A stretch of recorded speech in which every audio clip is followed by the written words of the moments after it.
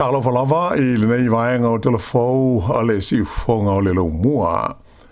Ua si tia ma wha le leia tili le tūlanga o le puipuinga o le saunga le mu o tangata iutaia I le tonu o New Zealand. Taluai le wha la velave matutia le ana tupu mai le Bondi Beach I Australia I le asusana te anei. E toa se fuluono le a whai o tangata o wha maani mai le whanoai o la tau soifua I le a wha la velave wha terrorisi ma le whaitau fia se fulu o isi sa manunu ai o loo tonga fitia ai nei le whale mai.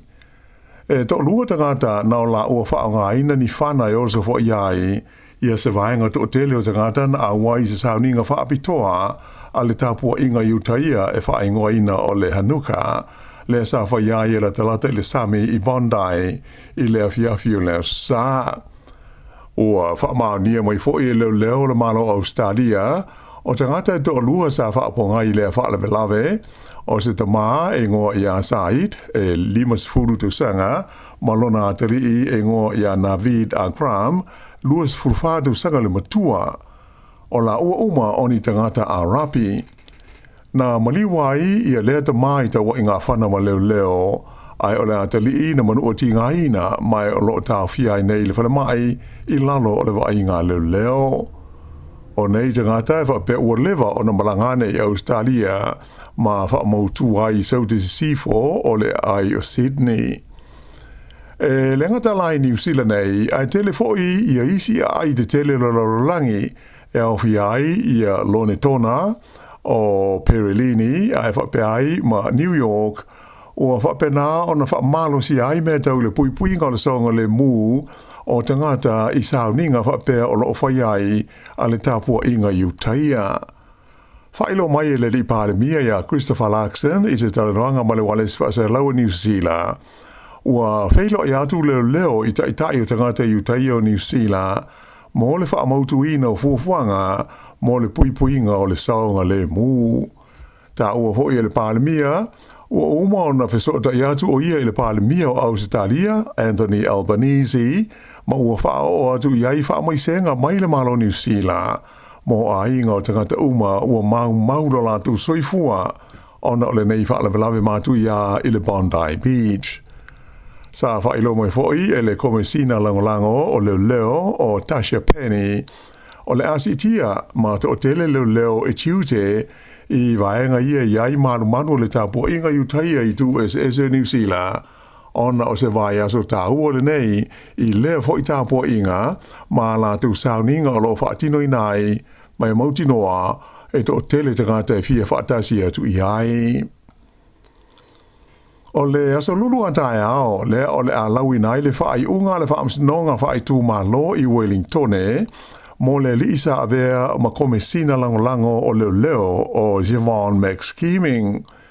O le mataupu e awhi ai le tangata le nei e pei on silofia na vevesi ai taluai nei le matanga luenga o leo leo ina ua maua I se suenga na iai se tau mawhainga ta I o le matanga luenga e na ma whaalilo lilo I ni whainga soli tu la fono sa awhi ai le nei tangata. O le aso sfurulua o me o le tausanga le nei sa wha ma vai alo iai e le nei li I mai le matanga luenga o leo leo. Ma na whaali ai le minsta o leo leo ia Mark Mitchell I leta imi ua wawe o na wha ma vai o ia ai se manu e tuli ma wha ma lo mai lona tu whinga o le sui komesina. Sa mo lia o ia I lona wha o ngā ina o masini computers ale matanga luenga I ni whainga soli tu la fono ma wha malo lo le tu mawai mai lona tu whinga a o wha ngā solo sa suenga lo ia e whaasanga ia te ia. O le masina ua mawai lea sa wha ilo mai ai I se lipoti a le IPCA le iai leo se tau mwhainga na awhi ai tai o le matanga luenga awhi ai ma le komisina o leo sa iai le nā taimi o Andrew Costa e na ma aua le whalau o te leina I ni tua inga e whaasanga ia Max Scheming mai se tamai tai sa whaisala ua whaanumi. O le lipoti na mahuai o na whaamawai mai lona tu whinga I le ofisa o le Social Investment Agency I le li nei o Andrew Costa sa avea mua ma komesina o leo leo. Ua whailo mai leo le maua ai o tino maliwo ni tangata e maunga se to lua na lei lo mai le whaiunga na vai aso o mwae i le Fiordland National Park i le motu saute. O ila ua nei sa tau mawhai a ea le maunga maulunga o le Aoraki Mount Cook i le fwoi vaenga o le motu saute. O le fiafio le stona aina amatai o na whaia sa i li linga mo ila ua ina ua silinga o na toe taliwane i le awala na fuafuaina. Whailo mai le leo sa maua i lava i le polest o na ai le tino maliu o le tasi o la awaia ai whato a maua le tasi tino maliu i le aso sa. O le tasi o tangata nei na maliu i le whalavelave o se Ausitalia ai o lezi o se New Zealand e iai o na pitanga i Kanata ai e whaamautu foi i Ausitalia. E maua mai tino maliu o ia tangata e to lua ai whailo mai e leo e to lua fo isi tangata o loo iai nei le maunga o Aoraki Mount Cook ua silinga o na toe fo ifo. Ta ua mai e le teita i leo ia Vicky Walker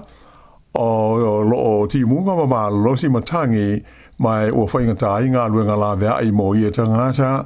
ai o loo ia le wha moe e whaia se sa ilinga mo la ua ia i le taimi o le a whio rolo ai i e tūlanga wha le tonu o loo ia i le tau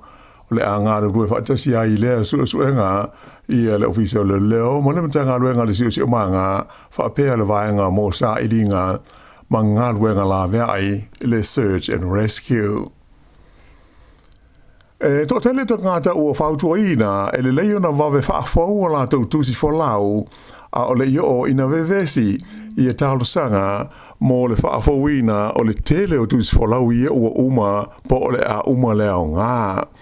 Whailo mai le matanga luenga o mata upu tau i le loto i whale, le Department of Internal Affairs, e siri atu i le tasi tesi mo le 3 miliona, le au whainga o tusi folau New Zealand, ua toe lua nei tausanga o na uma lea o le au ngā. Ta ua ai le minsta o le matanga luenga o Brooke Van Valten, e toi lua tausanga o na uma lea o lea se furu tausanga e au ngā ai i a tusi folau nei i siri atu i le tasi tesi mo le 3 miliona le a whai. E tusa ma le ono se lau lua se furu lua hafe le a whai o tangata e te tau na toi whaafau o la tu tusi folau i le tausanga a sau. Ma leisi fitu se lau 5 se furu iwa hafe i le tausanga i ona tua. Mai ua whau tua i nā i la tau nei, ina ia wawe o na whaia fuafuanga mo le talo sakaina o le whaafauina o la tu tusi folau e fo i ai le umi o le taimi e whaatari ai. Whaalia mai fo i le minsta o le uma whaia na whaititia mai le luas fulima aso sa whaatari ai le whaafauina o se tusi folau i le tausanga i luafe luas fultolu i le na o le tolu aso i le taimi nei. Peitai a o ina matua tele i ala whainga o talo sanga e tangofia le matanga ruenga mai le taimi i le taimi e ono o i le se fulu aso e whaatali ai. O le tūlanga lea e ta ai le wawe o na whai o talo sanga ai le o le whaatali se ia o i le taimi e fia malanga ai ai ua uma le au ngā o se tusi folau. O le ANC, le whale tupe lea ua sa o i nei o na si i le tului o la tu whaune ngā tupe mo whale, a o tau mo whai le whale tupe whale leo po le Reserve Bank, i na whaititia le fua o tului mo ai tā lafu. O le ANC, le pei o na si le fia, o le whale tupe o pito i te lea i te tono o New Zealand. O le asanga fuan nafi lea na whailo mai ai le whale tupe, o le asitia i le luas fulu basis points i le tului o lato ai talafu ia e fix mai le se fulu walu masina a nga i atu i le lua tau sanga le umi e tongi ai. Ai o ai talafu e ta i tolu fa ma le 5 tau sanga le fua o lato tului o le ao i le tolu fulu pasene le sitanga o le fua o tului. Whailo mai e se suisi nia o le ANC di a Grant Nutley ua mahua na si tia le fua o tu lui o ai tā lafu nei, ona o le tūlanga ruanu pe ilunga o le fua o tu lui ia ta ua e whale tupe o wholesale rates. E whaitau 4 miliona tā la o le awhaalu e le kompani o le Harroways and Sons i le ai o Dunedin I le whaale leia ma le whaafawina o masini mo lona whalenga o si me ai mai fua o le la au o le out. O stasil nei o pisnisi ua au tau sanga i le tu malo o Otago e whaapito i le ngau singo me ai mai le out e awhi ai i le polesi mai si tau mawha masani o le tae ao. E ai le talitununga e toi paulea o le whaletele vili ai le out po o le oatmeal o lo o toi ai nei de tonu o le tunu a toa. O le company le nei, le Haraways, na mua i de Tala, ma amata i le pitanu o le Green Island, i Dunedin, i le tausanga e tasi vanu ono fitu, mai o le tele wana me ai, mo tamo fitanga o le tae ao, o lo whaatawina le de tonu o le tele o supermarketi i New Zealand, hei. E lenga te ilea, e la tau te whaatawina atu fo i le out, e company e ngau si ai i le susu, ai whapea i le masi atoa ma muesli bars. Whaelo mai e le Pulisidio le company o Henry Hawkins e tusa ma le $10 miliona Tala le o le awhaalu e le company i le whaafawina o masini mo ngā luenga whai i lo lātou whalenga o si mea po le oatmeal i Dunedin i se vaianga o fuafuanga sanga whaale leia i nei au aunanga i le anga i atu i luma. Nei ta o foi o le masina tasi e tu sa mole afe lima se lau tone o me ISS e ngau sia mai le lato fale fai ngā luenga le nei i Dunedin. E tu sa mole onu se furula fai ngau tangata e fai ngā luenga tu mauai mai e mauai foi maavano fai ngā luenga le tu mau mo tama mateine a onga o le University o Otago. O le masina o ke topa lea na malo ai le company le nei i le whailunga tau o loa mea tau mawha a New Zealand, le New Zealand Food Awards, mo le lato tau mawha ingo o le Haraways Road Oats. E to tasi le tangata ua maliu ai manunu a isi tangata do lima i se whaalawelawe tau taamale na wheto a iaini taamale sa lua i le pitanu o le waipa i le po le sa. Whailoa leo leo o se taamale o le tuainga o le BMW na waia le alu sao i le awala ingo o le Arapuni Road na muli ane maua ua wheto ai ma se tasi o taamale o le taamale o le ave taamale o le isi taamale le na afia na maliwai ai manua tinga ina ia le isi tangata sa iai le lava taamale to lua isi tangata sa malanga i le BMW na manua tinga ina foi ma leisi te olua e whiololo e le tinga ina te leo la manu anga. Taimi nei o leo o wha ngā solo i a suasua ngā leo e tusa ai o lea wha lave. I nai tala mai le Pasifika, ua whiliwhidia le Parliamene o Tonga i a setasi o sui o le ai ngā tupu o le liingo i a Lord Whakawhanua e a vea ma leisi Parliamia so ai o lea fo i a tu no. Sa tau wā o ia ma le pāle mia tausi sa iai la tamai nei o Tonga o Dr. Isake Eke i le pālota i le songofua i le whontanga mua a le Parliamene tālua na umala na whainga pālota i le asalua sefulu o Novema. O le taununga o le pālota whaalilo o le Parliamene o Tonga mo se tofi Parliamia na mawai e Lord Whakawhanua pālota se furuono ai se furu pālota mo Isake Eke. O le li Parliamia fo ua iei nei o Tonga e wha se furu tausanga le soi fua o le tolu ai leo no pele po sui whaipule mai le ai ngā tūpu ua umia i le tofi Parliamia taru mai i swinga sa whaia i le whaavai o lea malo i le tausanga i lua awhi se furu i le na saunua ngalo i le mai ai o lona filfilia nafi sa tautino ai le li Parliamia fo o le atau mwhai e tu ufa atasia ma ia ngā rua whaatasi le Parliamene mō se manuia lau tele o tangata o mō Tonga. O le asa ngofua nafi lea na taunua i Ausitalia i aurua ai tangata o tuwalu ua talia i lalo le polokalame whaapitoa le mano Australia e nofo mawai i lea atunu ona o mawhatianga masuinga o le tau.